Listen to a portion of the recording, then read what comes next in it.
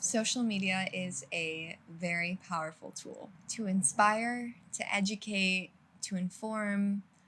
Social media has the power to show us lenses of other people's lives that we would have never seen. It has the power to educate us about things that were previously restricted to schools. It has the power to inspire us by seeing everything that exists on this planet on one platform.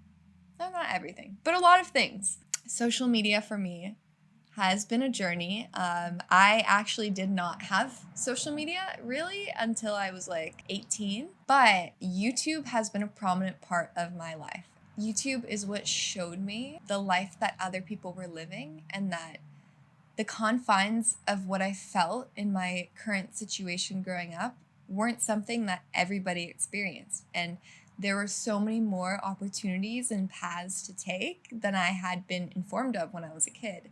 There were so many options, and there was so much in the world to see and do, and I saw all of that through the lens of YouTube. It is what inspired me to meditate and to truly, truly take care of myself. It inspired me to go plant-based. YouTube was a really good inspirational platform for me, and it continues to inspire me today, and it continues to educate me today on new things. I'm always finding inspiration from YouTube, and I'm also always finding, just like new things, which is so cool.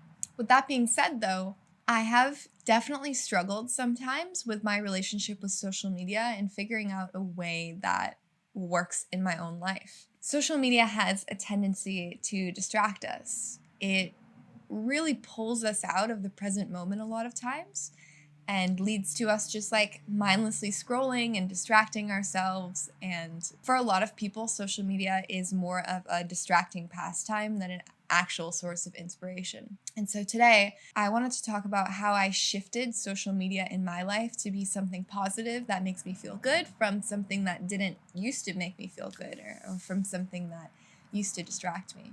With social media, we sometimes forget to experience the rawness of the present moment. When we sit down by ourselves, we have a tendency to just pull out our phone and immediately open Instagram or immediately open Facebook or whatever platform.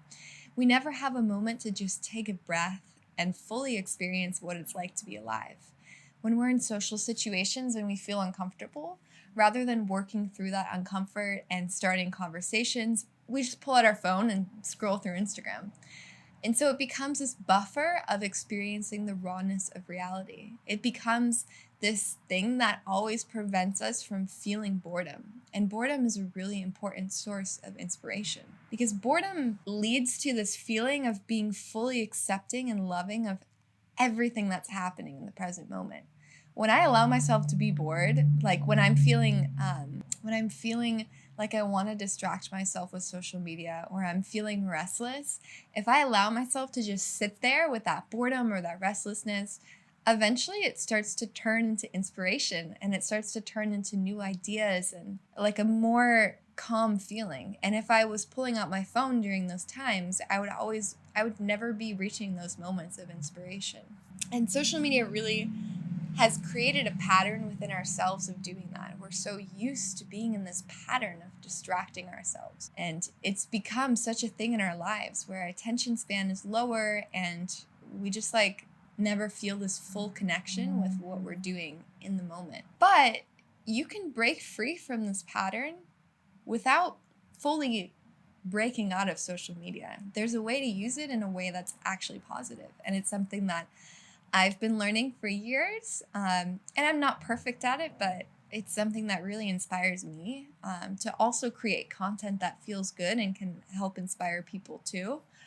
And so I wanted to talk about what ways you could use it and how you can kind of shift your relationship with social media so that it is something positive in your life. The first thing that I would recommend, if you are feeling like social media is a major part of your life, I would recommend taking a full cleanse from it, whether it is a day, a week, a month, whatever you feel like you need. Take a full cleanse from social media. Delete it off your phone. Take a full cleanse from it.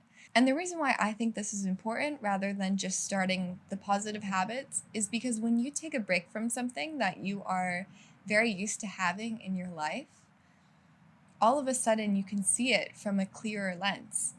When you're not so close to something, you can see it much clearer. Your perception of it is much clearer. So if you take a week or a month break from social media, for me, a week honestly usually does it. When you take that break, you start to realize the patterns that you've formed within yourself and maybe how social media actually makes you feel. If it actually helps you or if it's actually hurting you. With that, after you feel that detachment from it and get clarity on it, clarify your intention with how you're using social media. Why are you on Instagram? Why are you on YouTube? What's the point? If there's no point, could you be spending your time doing something that does have purpose to it? Even if it's reading a book, even if it's watching a documentary series where you're learning something, if there's no purpose for you being on Instagram other than just scrolling through people's feeds and taking in that negative energy, how can you shift that intention? How can you create an intention that builds you up instead of breaking you down? When you come up with that intention, tailor your social media to be following people who actually inspire you. I did this like maybe a couple of years ago, but go on Instagram, only follow people who inspire you. And if you're following people maybe from your past or like people you don't want to unfollow, Instagram has a really great feature where you can just put them on mute and you don't have to see their posts. And that way you're creating a better experience. When you open your feed, if you're seeing like a bunch of like healthy food and you're seeing people doing yoga and you're seeing people like being happy and spreading love and motivation, if that's what you see when you open Instagram, of course it's going to have a more positive effect on you.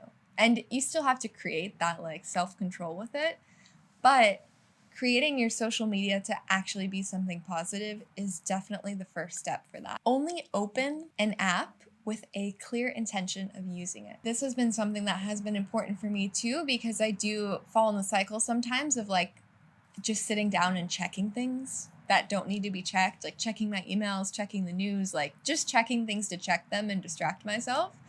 And so sometimes if I get into the habit of doing that, I'll move my apps around, like I'll move my Instagram into a really random folder if I've been opening it too much. And then I have a buffer in between when I'm going in to open it where I'm like, wait, what is the point of going on this app right now? And I think by just like having a clear intention for what you're going to do is so important. And it does make me feel so good in that sense. Like, I think sometimes we feel like we want to have a mindless relationship with social media or with anything, because it's easy, but the truth is that it's not easy in the long run. It doesn't subconsciously make you feel good to do that. And when you're setting intentions with something, it does make you feel fully better. So I would just recommend, like, before you open any app, be like, wait, why am I going on this app? Oh, to check my messages. Okay, check your messages and then shut the app.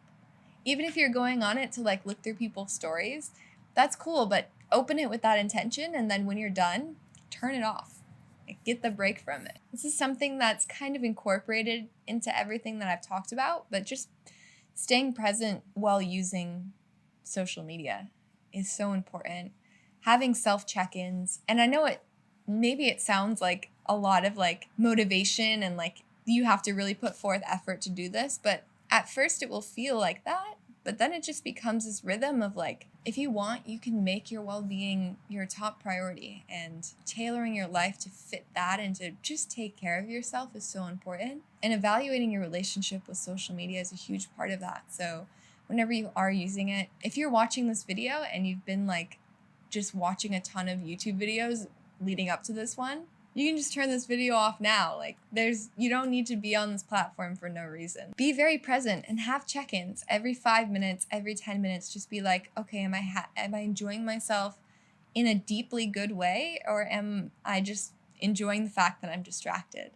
Having those check-ins and just being present with yourself when you're using social media is so important. Social media is not going anywhere anytime soon. It is clearly going to get more and more involved in our lives. So you have the option of learning today how you can take better care of yourself with social media and how you can improve your relationship with it so that in the future you don't start hitting walls with it. If you take care of what needs to be taken care of today, it's taken care of. And I think this is something that for so many people, and for me, definitely, is something that just needs to be nurtured and figured out, because it is something that's so new and something that is kind of a natural to us.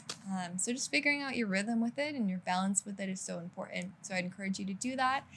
And yeah, thank you so much for watching. I'm so excited that you took the time to watch this video, because just by taking the time to watch this video, you're making a new commitment to yourself of starting to do things that feel good to you and starting to do things that feel authentically true to you.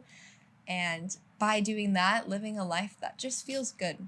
That's all. We don't fully understand why we're here, but one thing that I understand is that if I'm gonna be here, I am gonna be happy and I'm gonna enjoy it, because I get one life in this body and I want it to be a good life. I want to have fun. I want to enjoy myself. I want to be very present and just like fully grasp every moment, because every moment is fleeting. And I don't ever want to get in the pattern of just distracting myself from the reality of every moment.